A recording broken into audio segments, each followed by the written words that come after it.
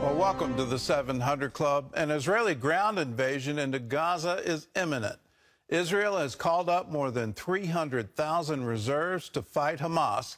It's the largest military mobilization in 50 years. Well, reports of unspeakable horror from the terrorist massacre continue to emerge, while the desperate families of hostages plead for help for their loved ones. CBN Middle East correspondent Julie Stahl reports on this escalating crisis. Rocket fire from the Gaza Strip continued to pummel southern Israel on Wednesday, day 5 of the Israel-Hamas war. Meanwhile, Israel says it struck at least 80 Hamas targets in Gaza overnight, while Israeli ground forces mass on the border for an imminent invasion. The death toll in Israel continues to climb. More than 1,200 civilians dead, 170 soldiers slain, and more than 3,500 Israelis wounded.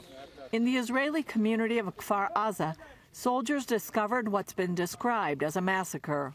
You see the babies, the mother, the fathers in their bedrooms, in their protection rooms, and how the terrorists kill them. It's not a war. It's not a battlefield. It's a massacre. It's a terror activity. Major General Itai Veruv led the 3-day campaign to retake Kfar Aza after Hamas militants invaded. It's something that I never saw in my life. It's something that we used to imagine as our grandfather and grandmother in the pogrom in Europe and other places. They must have shed their humanity, and what's left is something inhuman. To see baby carriages with bullet holes in them and blood. Who goes up to a baby and kills a baby?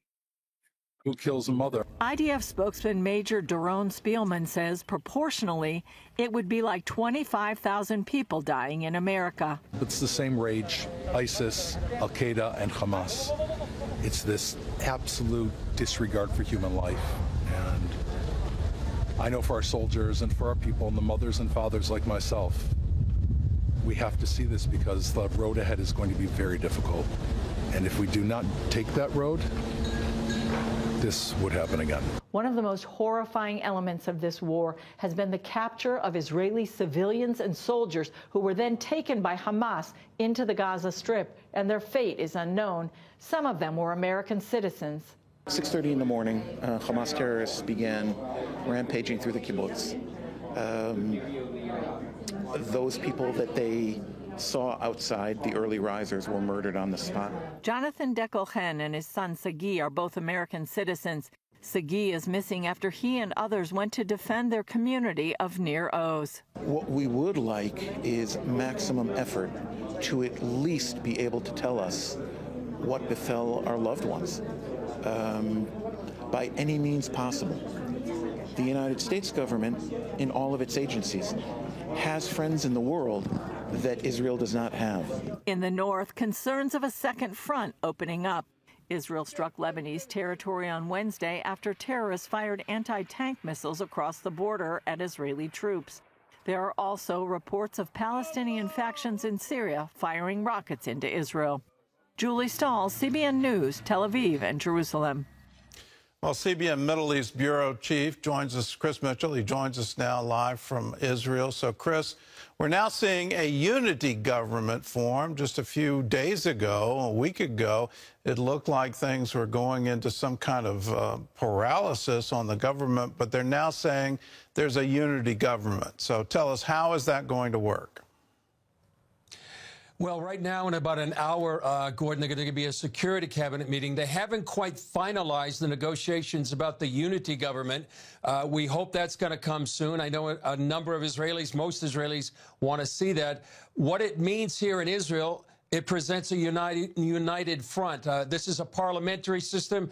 So what's going to happen would be the opposition will join the coalition and present a unity government, an emergency unity government. It's been done many times in Israel's history, about 9 times, for example. During the Six-Day War, there was a unity government. The question right now, will it be a national unity government or a national emergency government? The difference being that a unity government will bring all of the parties together, but the emergency government will just be something for the temporary crisis that Israel's facing. This division is something Israel has experienced for more than 3 years, and now many are praying that Israel will be unified as it faces its greatest crisis in decades, and that there be as one. All right. Well, as shock gives way to grief and then to anger, what's the attitude of the Israeli people towards ground action in Gaza? Well, first of all, Gordon, the shock, the massacre you saw in Kfar Aza, it's like losing their firstborn. And, I've heard the phrases like, we haven't heard this since the Holocaust. And as the general said, this is reminiscent of the pogroms that Jewish people have faced in Europe and the former Russia. And some people, it reminds them of the scripture in Jeremiah 31:15. It says, "Thus says the Lord, a voice was heard in Ramah, lamentation and bitter weeping, Rachel weeping for her children, refusing to be comforted for her children because they are no more." Well, there's a lot of Rachels here in Israel today. On Saturday, Gordon, they were shocked, confused. Then they were traumatized, angry, and now they're horrified. But I would also say right now for Israelis that they're unifying around defeating this enemy and fighting for their survival. And I would say that's now the rallying cry of the country. As Doron Spielman said in that piece, we need to see what Hamas has done because it's a hard road ahead. And that's certainly why Christians need to be praying for Israel and the peace of Jerusalem at this time. Well, Chris, thanks for your insights. And I'll just underline for everyone watching the quote from President Eisenhower I used on Monday. I don't think Gaza's quite ready. Hamas certainly doesn't seem to be ready for the full fury of an aroused democracy. As Israel unifies, they're going to make sure Hamas will never be able to do this again. Well, we're joined now by Jonathan Conricus. He's the spokesman for the Israeli Defense Forces. So, Jonathan, we're seeing troops, tanks being massed at the border. How soon will they invade, and can you tell us what their mission is? Yes, thank you for having me. Of course, I won't be able to address your first question about timing for obvious reasons, but I can say that we have mobilized infantry, armor, artillery, logistics, combat intelligence, and combat engineering troops, to name a few, and they are preparing for their missions for the next stage of operations against Hamas in Gaza. How is the IDF going to deal with the situation because there are so many hostages being held in Gaza? I assume there are rescue attempts going to be made, but it looks like Hamas is going to use these hostages as human shields. How will the IDF respond to that? Yes, the complexity of the situation is unprecedented. Never before have we faced such a situation where so many Israelis are at the hands or at the mercy of a ruthless terror organization.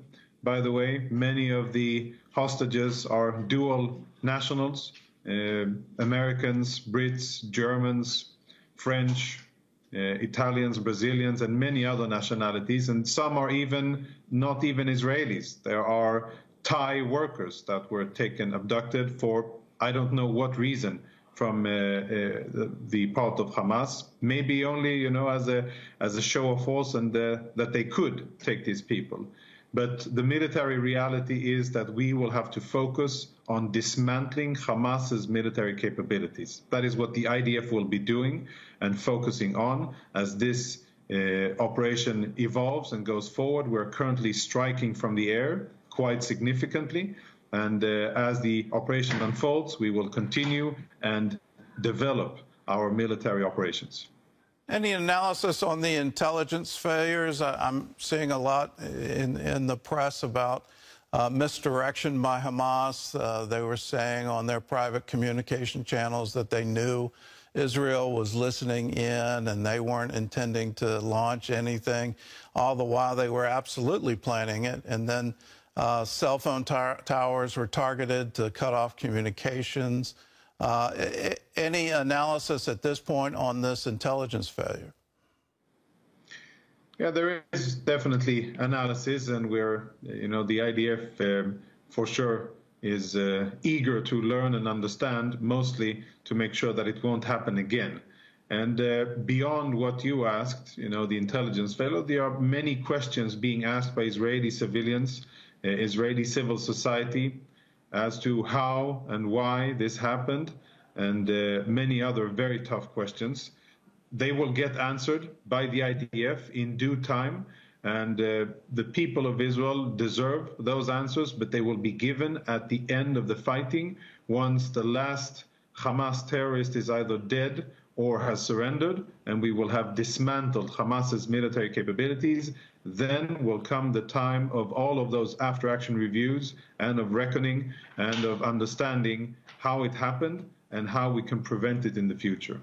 How are you going to deal with the international community? Because I've already heard from the EU, then the United Nations, their human rights chief has already condemned Israel's actions in Gaza. I find it absolutely incredible.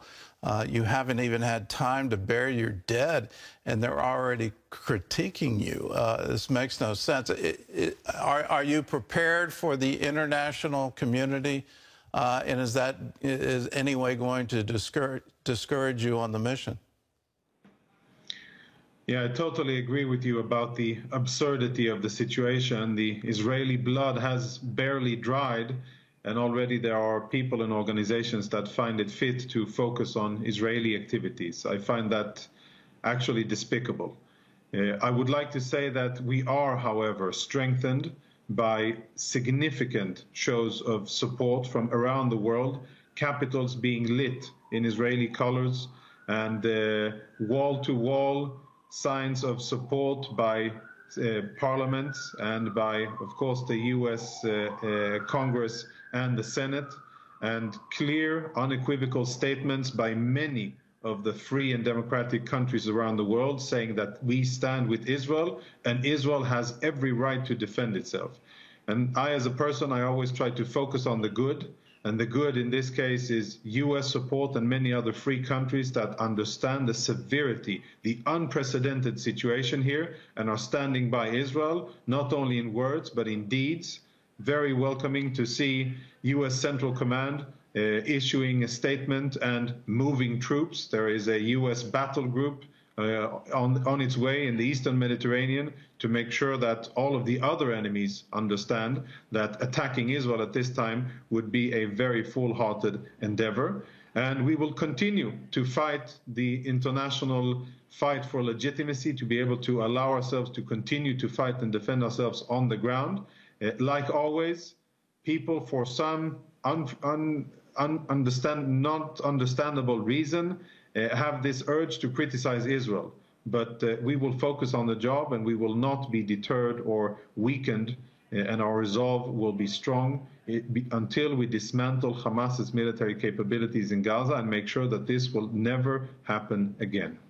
I don't know if you'll be able to answer this question, but I just have to say my concern is that Hezbollah will be mobilized, will attack from southern Lebanon, and I've already heard from someone in the Israeli government that this is actually a war with Iran. It's not a war against Hamas. Hamas is just a proxy.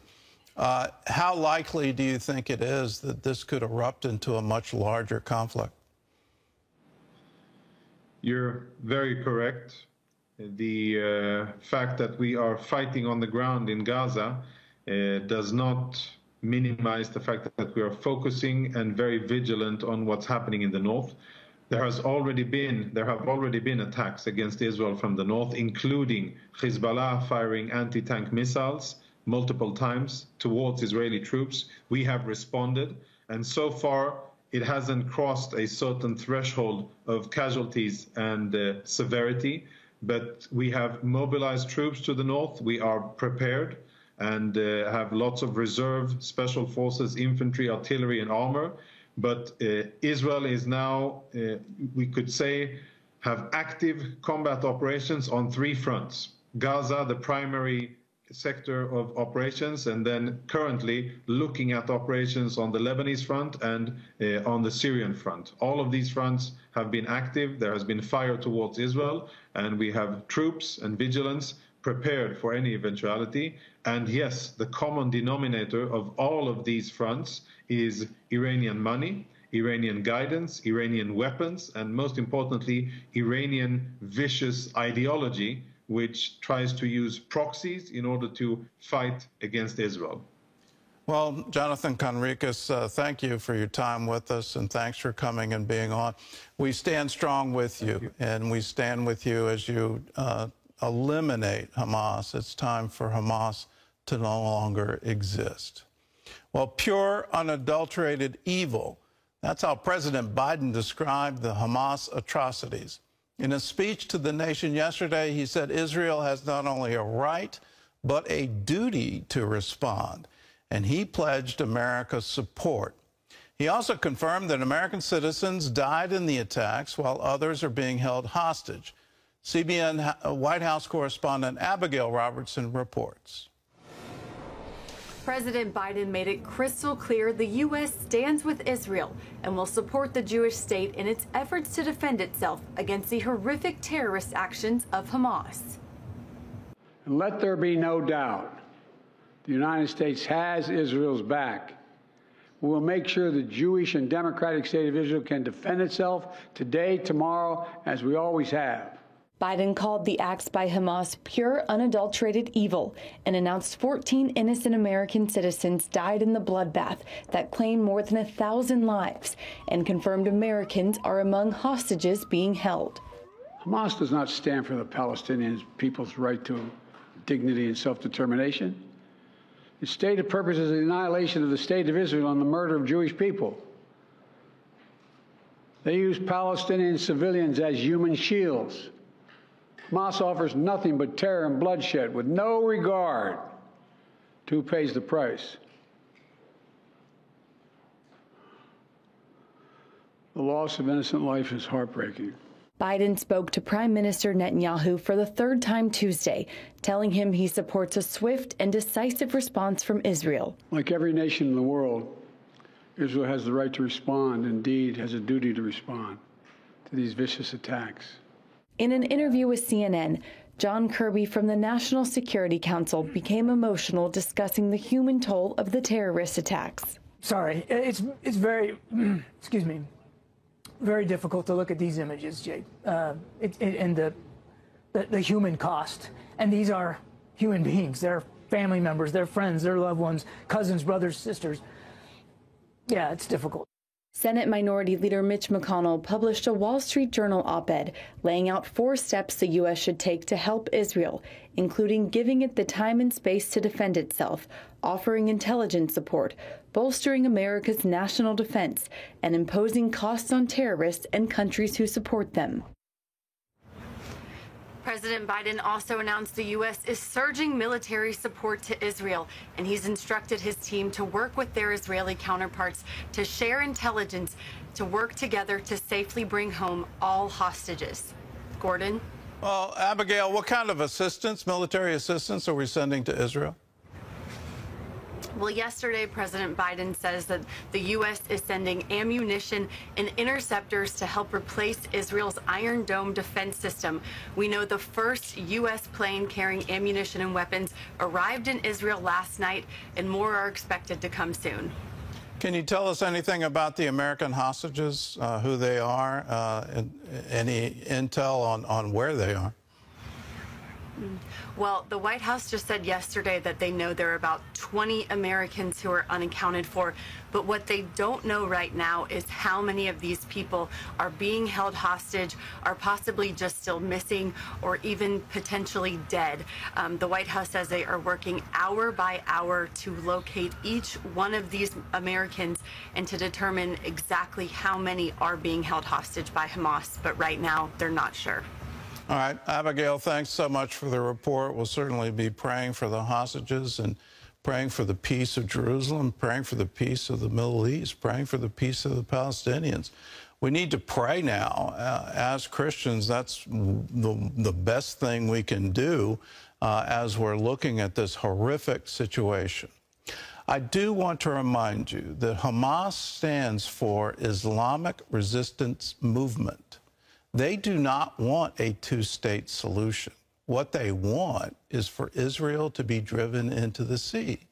So when you hear this phrase, and I think it's pure propaganda, that somehow there's a free Palestine, what that means is there's a one-state solution, a Palestinian state, with no Jews allowed. They will drive them to the sea. They will slaughter them, just as we just saw. The horrific attack where they were murdering babies, beheading babies. That is what this is all about. When you hear this other side that somehow Israel is an oppressor or it's an apartheid state, the reason they have the separation is they don't want to be killed. That's why they're trying to isolate them into particular areas. They don't want to die. I think that's a good thing to do, and we should support them.